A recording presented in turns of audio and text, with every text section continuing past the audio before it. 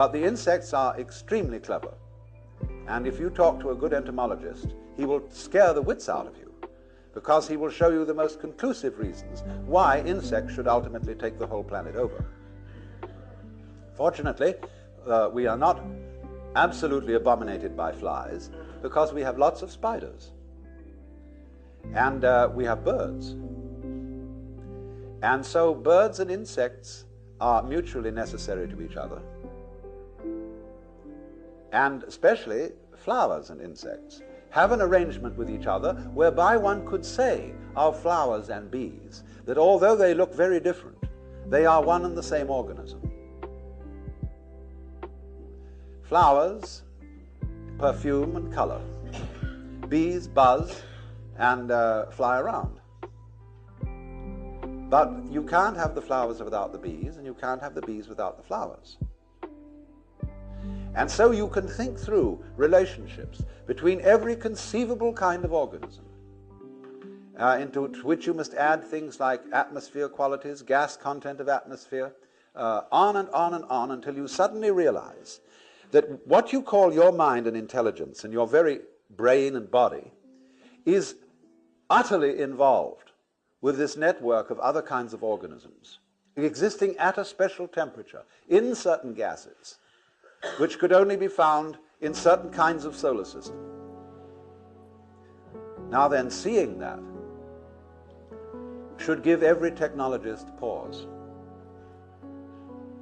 because you can't go running into that situation with penicillin and DDT unless you know very well when to stop. Unless you can be very discriminating just what surplus of insects you want to get rid of without killing the other ones that are important. How to give penicillin without destroying all the stomach flora and having to build them up again with acidophilus and stuff. So this is why in the Taoist Chinese view of nature and the relation of nature to human politics, they set as fundamental the principle called Wu Wei,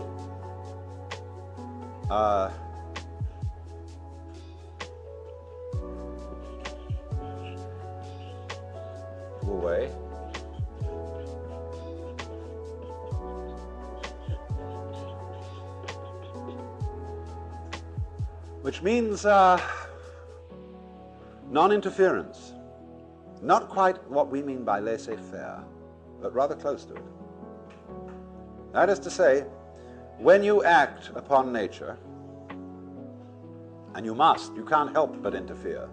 There is no way of isolating yourself from the world.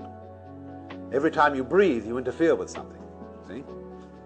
But the art of Wu Wei is that when you interfere, endeavor to do so by going with the grain of things. In other words, if you want to split wood, split it with the grain. Don't try to split it across the grain.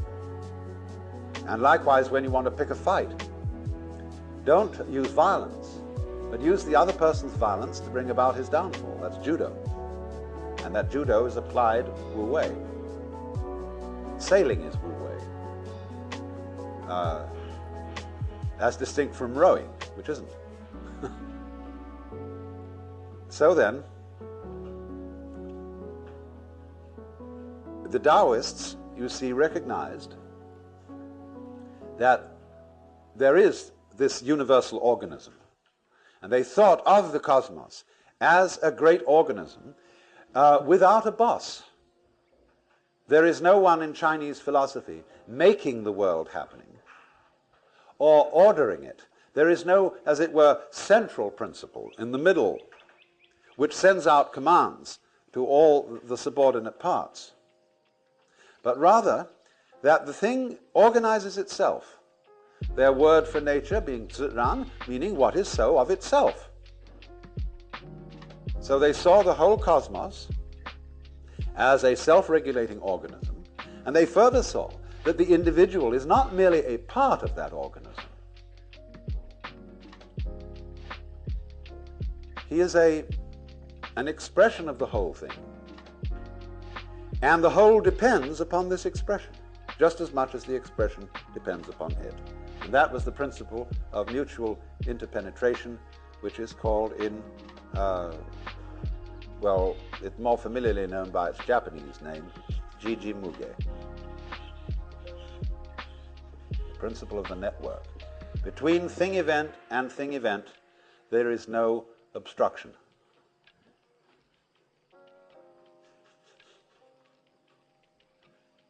But you see, it remains to us a bit of a puzzle to say that all this is an intelligence, because we can think of all kinds of objections to it.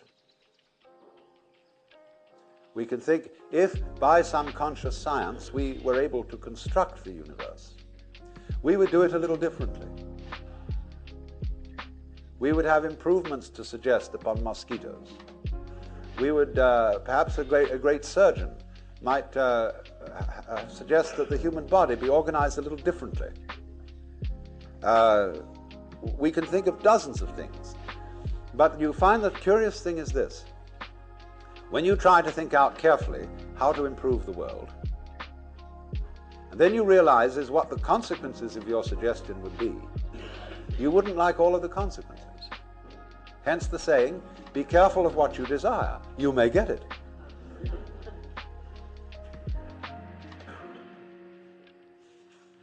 And then one invites the individual, and this is one of the great things to do, to suggest another kind of universe. What kind of universe would you design if you were God? And I recommend, I'm not going to go into this because it's a long story, but I thoroughly recommend it as an exercise in thought. Model your own universe and see what comes out of it. Because I can only tell you that you will eventually discover that you will model this one.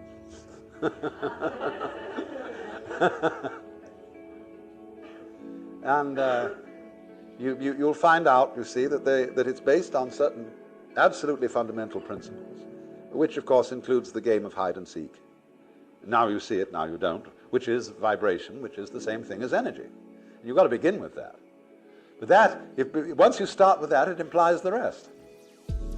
Because all that we see around us is just a fantastic combination of black and white elements, of what the Chinese call the yin and the yang, the negative and positive forces.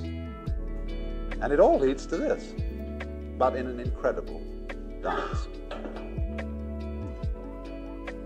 So then,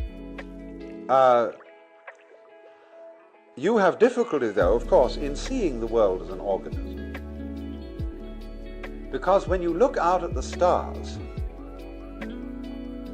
you are in roughly the same situation or relationship to what you are seeing as when a physicist studies the constitution of the atom. He will make a map of the behavior of the nucleus in which there will be various rotating particles or wavicles. And you will see something which looks like a mathematical design and doesn't look like an organism.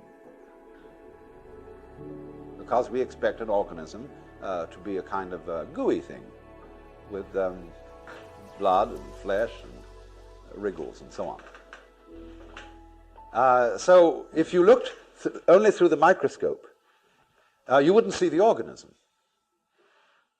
Well, when we look out at the rest of the universe, we are, as it were, sitting down on one of those electrons, looking through a microscope at the rest of it. And therefore we don't see the sort of total design it makes up. That's much too far away from our conscious inspection. And this is one of the reasons, then, why it's difficult for us to formulate the idea that there is an intelligence operating here. Because all we see is a firework display, this tremendous display of radioactive mud and gas.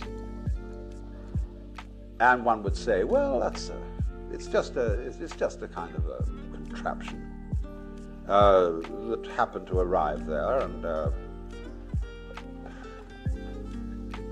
that's all there is to it.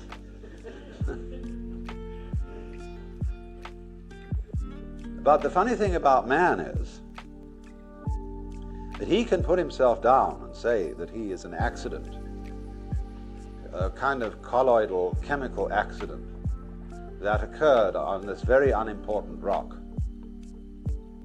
rotating around a lesser star on the fringe of one of the minor galaxies, and that this is where we are, and that the universe does not give a damn about us. Yet the odd thing is that this wretched little chemical thing can reflect an image of the whole cosmos in its vastness inside his head, and can know he's there. And that means, though, that this thing, however small in dimensions, is vast in comprehension. And what scale are you going to attach the word importance to? Mere size or degree of comprehension? By degree of comprehension, man is huge. By that scale. So then, if the principle is simply that if we can see from a perfectly physical point of view, what we would call a strictly scientific point of view, that the individual organism goes with its environment in just the same way as bees go with flowers, and flowers in their turn go with grubs, and grubs in their turn go with birds, and so on all the way through, then when you want to define yourself, you cannot say that I am just what is inside the skin, because what is inside the skin goes with everything outside it and constitutes a single complex field of diversified behaviors, diversified processes. You look at that then from a strictly physical point of view, and there it is, this network. But then the trouble comes up is, you say when you've studied that and you've read all the books on ecology and botany and zoology, astronomy and so on, you say, yes, I see that. That's quite true theoretically. But I would like to be able to feel that this is so, as mystics report that they have felt it. To have that kind of experience in which the network is absolutely clear. Because you see, if we don't take it that far, if we know about it theoretically only, the theoretical knowledge is not going to have much effect on what we do. But knowledge of a more emotionally compelling nature will indeed affect the way we act with respect to our environment, and may, in fact, prevent us from destroying our environment, as we are now very busily doing. It's interesting that the Congress of the United States recently passed an act making it a very serious offense to burn the American flag. And they passed this act with many patriotic speeches and rhetoric and much reciting of poems. This is a most fantastic example of American confusion between symbol and reality, between menu and meal. Because this same Congress is directly or indirectly responsible for burning up what the flag stands for, namely the geographical United States and its people. By not really doing much about the devastation of our forests, the pollution of our water and atmosphere, the reckless waste of our natural resources, and resorting to a form of economy which, under any sane circumstances, would be termed sheer lunacy. But see, they cannot distinguish between the symbol and the reality, because we are all hypnotized with words and symbols. And so when the flag is more precious than the country, we are insane.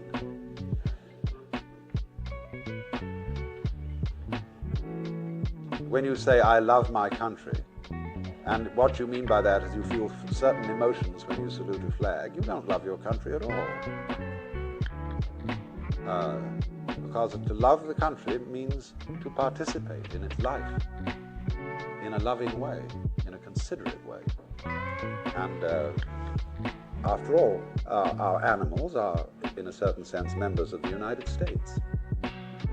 Birds, bears, all these lovely creatures.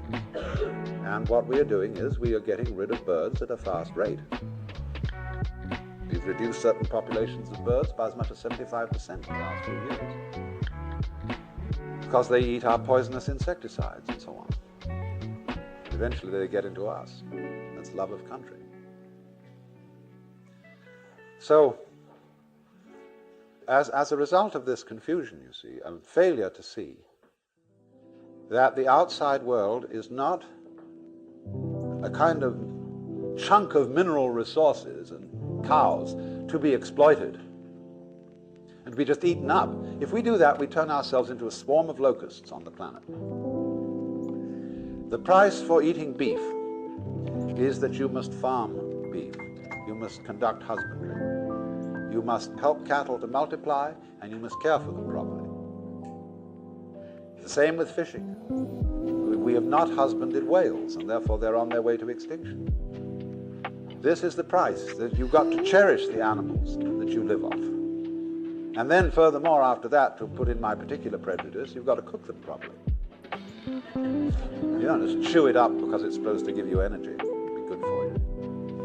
That's an irreverent use of dead animals and dead plants.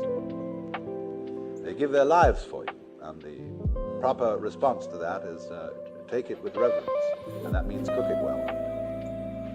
So that your act of cooking is like the rituals of a priest at an altar. It is the sacrificial altar, the chopping board and the range, which we use. And it's not a kind of a...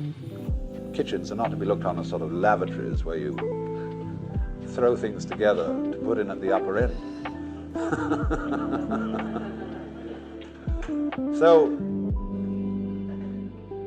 But this can only come about, you see, in a situation where human beings are vividly aware of the external world as much themselves as their own bodies. And you must allow yourself, therefore, to feel that what you see is not merely something out there. It's in your head. And your head's in it.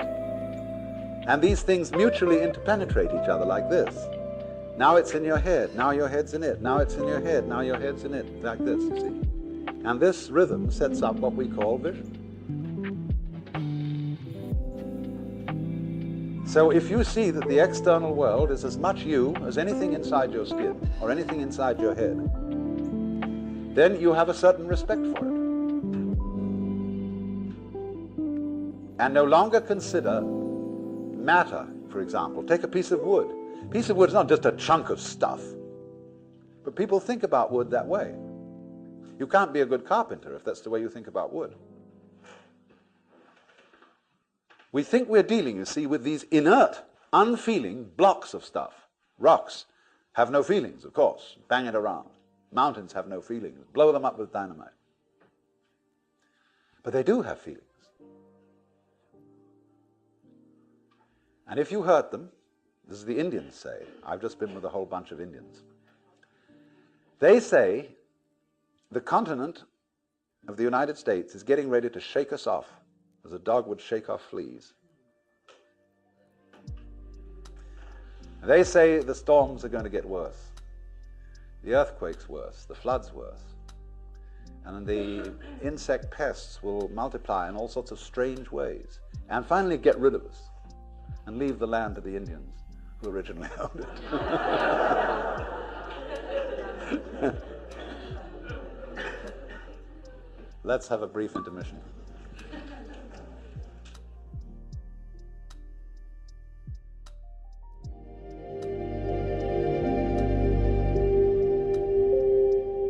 Our program continues with Session 3, The Networks of Technology and Individual Privacy, with Alan Watts.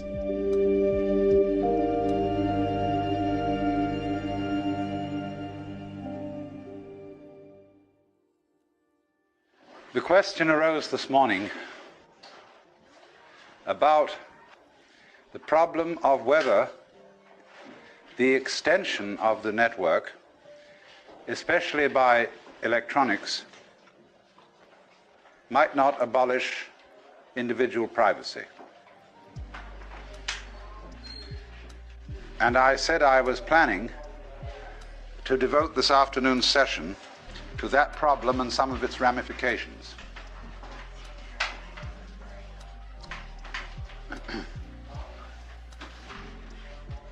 This, of course, is the area of the problem with which Marshall McLuhan is very largely concerned. For he has pointed out that just as the wheel is an extension of the feet, and as beyond the wheel naturally comes the horse and carriage, the automobile, and the airplane, all these technological creations are extensions of the human organism. And finally, the electronic network of telephone, telegraph, radio, and television is an extension of the nervous system. And into that we must throw, as an additional extension of the nervous system, the computer. The computer into which data can be fed from the files of the insurance companies, the Internal Revenue Service, the police, the credit agencies, everything. So that in a matter of seconds, when an individual is identified, an enormous amount of information about him can be instantly known. In a rather similar way, the time is not too far ahead when you will be able to have a box about so big on your desk, which has a little screen on it and a dial. And after dialing a key code, you will dial the catalog number of any book in the Library of Congress that you want to read. And at any rate that you wish, the spread pages of that book will appear on your television screen. And you can get it right like that. When we get to television worked with the agency of laser beams, you will of course be able to see solid three-dimensional images in color projected in a certain area, and you can walk around it. I haven't discovered yet whether you can kiss it.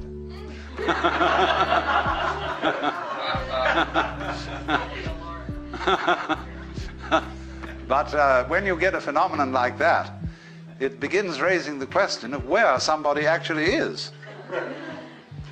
When the reproduction becomes technically perfect, you see, you won't know the difference between the reproduction and the original. That's going to be a new kind of confusion. And we will perhaps even be able to think about the word reproduction in a new sense. We say now one of the meanings we give to the word reproduction is sexual reproduction of the species, or the biological method.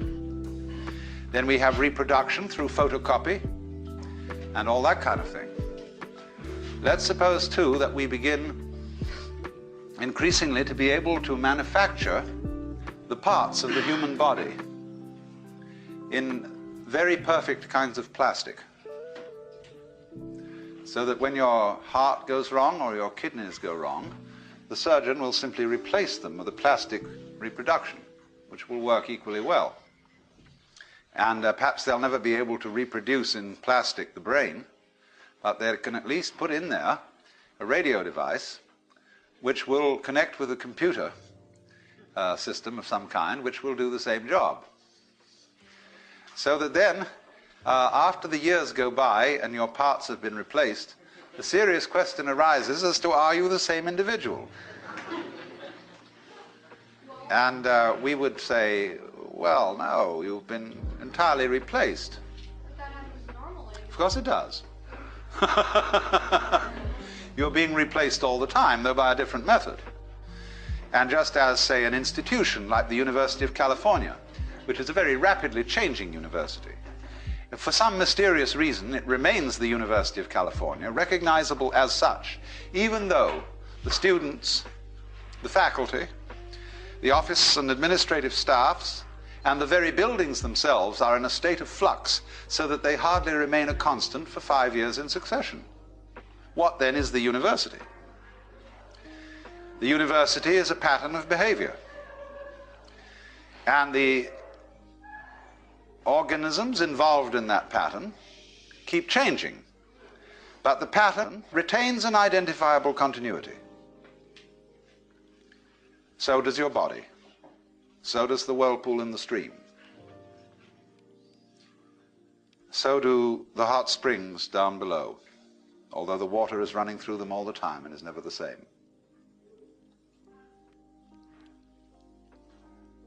So you can envisage the reproduction of the human being in this electronic way, and at first you say, oh, horrors. Are we going to be converted into nothing but plastic replicas of ourselves? Will we be there in any sense anymore? Will the soul survive it? But you see, in the case of the University of California, it is what we call the University of California that is the soul. And its bodily expression keeps changing.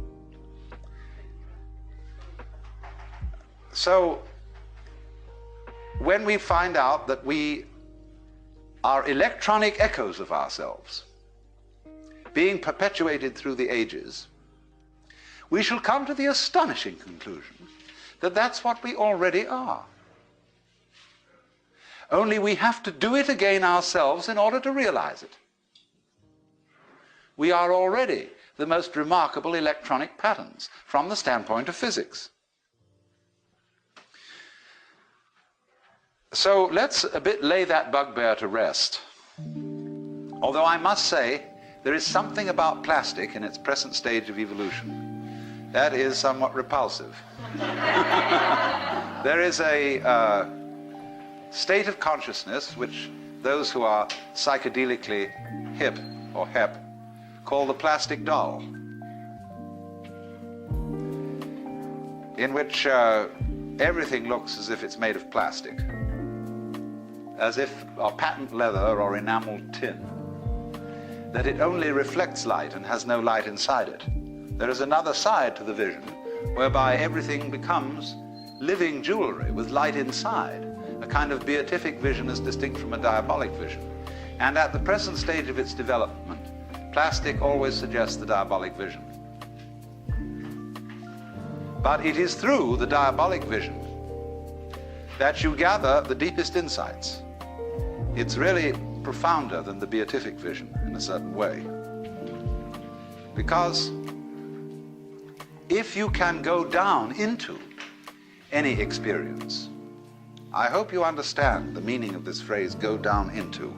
It's very important. It means exploring a certain sensation or a certain feeling, to find out all its implications, to find out what it is at root that you like about it or dislike about it. And you will find, if you explore the plastic doll vision sufficiently carefully, that it will bring about in the end a far greater depth of bliss and realization than merely exploring the things that are lovely. At first sight, obviously so. So one should think about this funny thing of technology considered as artificiality in the light of the realization that there really is nothing artificial. You might say the distinction of the artificial from the natural is a very artificial distinction.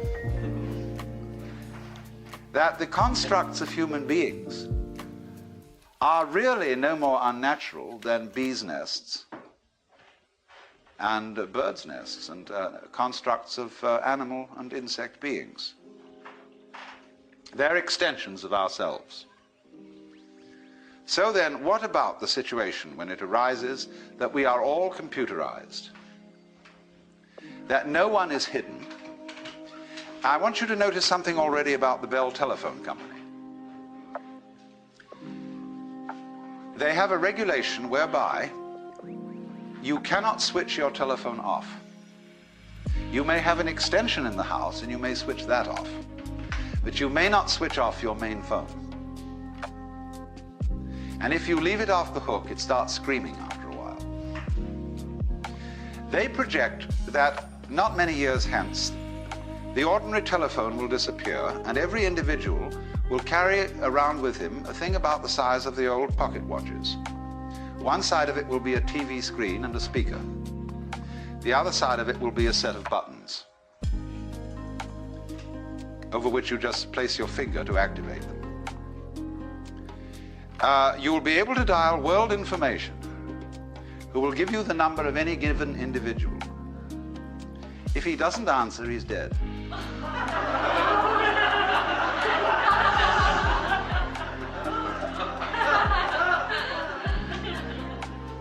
So under such circumstances, absolutely no one can get lost.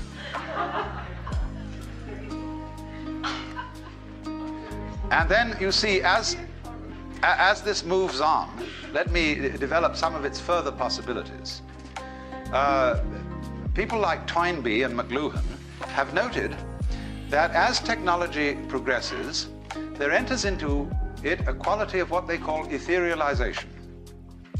And this is connected with Teilhard de Chardin's doctrine of peduncles. Peduncles aren't exactly relatives. We have to understand first the doctrine of peduncles. Now, here it is. Here is a globule. It might be an amoeba, or it might be oil in water suspended. And this globule is going to separate. First it does this. Then it does this. Then it does this. And then it does this. See? Now, these things here are peduncles, from the Latin root pes, pedis, meaning a foot. Some sort of protrusion out of a globular body. So notice then that the production of a peduncle, here in the form of a connecting neck, and here in the form of little tails when the neck is broken, that in the course of the development, when we reach this stage, the peduncles have disappeared. According to de Chardin, this is why we do not find missing links around in the evolutionary process. They vanished in accordance with the law of peduncles. Now, in exactly the same way, the human technology sets up certain kinds of peduncles.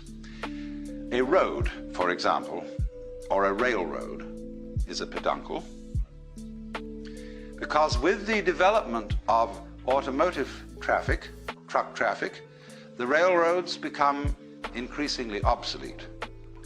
And there are rusty old tracks lying all over the country that are not used anymore.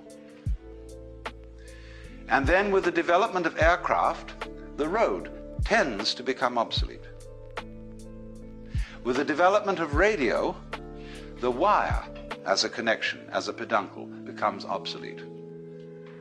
So that more and more, the connecting links that we saw in a visible way disappear with the development of more expert types of communication.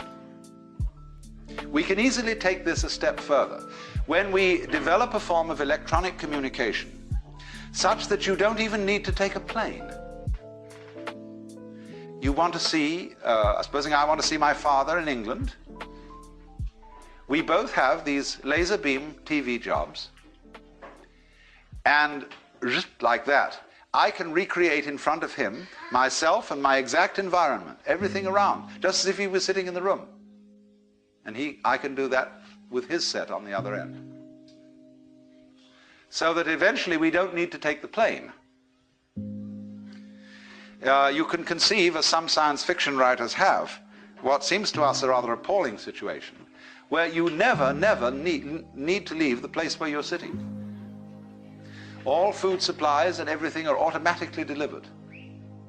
You just dial what you want, and some kind of mechanical process transmits it to you.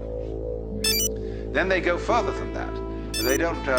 They really abolish food altogether, because they've got it down to some special essences which you take. Then they go beyond that, and you give yourself a certain kind of electronic stimulation, and it does all for you that food could ever do. And then you think, oh dear, what's the next step beyond that? Of course. The next step beyond that is, of course, there's one thing yet, one peduncle we have to get rid of. And that is the black box, the electronic gadget. Because by the time we have become as etherealized as that, we move into a telepathy and psychic communication. And as soon as you make that step, of course, it would seem that all privacy whatsoever has gone. Because what you are inside is an open book to everybody else. Your thoughts are easily read.